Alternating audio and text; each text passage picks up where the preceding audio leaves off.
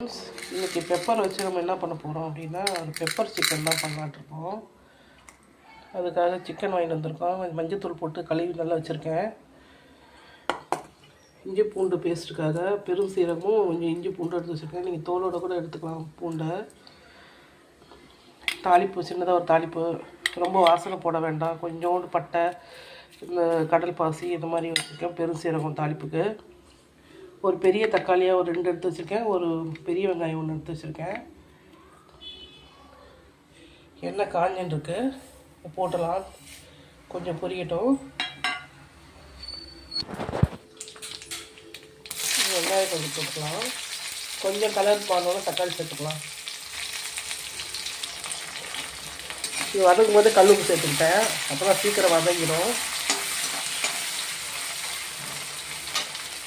இது எல்லோரும் ரொம்ப ஈஸியாக செய்யலாம். இது பேச்சுலருக்காக சொல்லி கொடுக்குறேன். தெரிஞ்சவங்க அதை பார்க்கணுன்றதுல, தெரியாதவங்களுக்காக சொல்லி தரேன். நான் தனியாக இருக்க ஜென்ஸுலாம் நிறைய பேருக்கு சமைக்க தெரியலன்றாங்க, அவங்களுக்காக சொல்கிறேன். நல்லா சளி பிடிச்ச டைமில் நம்ம இந்த மாதிரி பெப்பர் சிக்கன் செய்ய சாப்பிட்டோம்னா சளிக்கு ரொம்ப நல்லாயிருக்கும். இந்த தக்காளி நல்லா வதங்கட்டும்.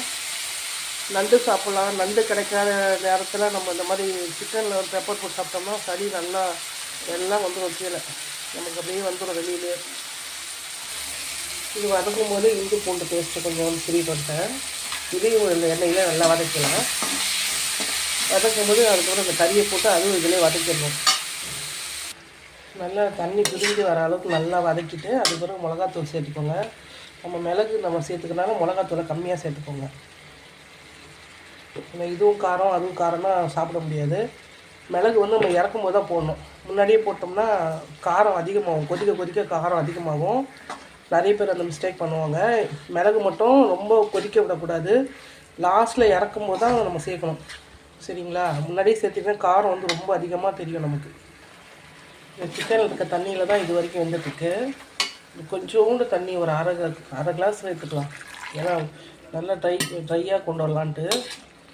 அப்படியே ஸ்லோலியே அப்படியே மூடி போட்டு வேகட்டும். நம்ம கிரேவியாக வேணும்னு சொன்னாக்கா நம்ம மிளகோட நம்ம தேங்காய் அரைச்சி ஊற்றிக்கலாம். இதெல்லாம் ஃப்ரை மாதிரி பண்ண போகிறேன், அதனால் நான் தேங்காய் ஊற்றலை. இது மொத்தமே செய்யறதுக்கு ஒரு 15 நிமிஷத்துக்குள்ளே தாங்க ஆச்சு. இப்போ நம்ம இறக்க போகிறோம். நம்ம மிளகு பொடி பண்ணி வச்சுருக்கோம், இதை போட்டுக்கலாம். கொஞ்சம் கருப்பில் கொத்தமல்லி, நீங்கள் எவ்வளோ இருந்தாலும் கொத்தமல்லி இருந்தாலும் போட்டுக்கலாம். இதை ஒரு கிண்டிட்டு சும்மா ஒரு 2 நிமிஷம் இருக்கட்டும், போதும்.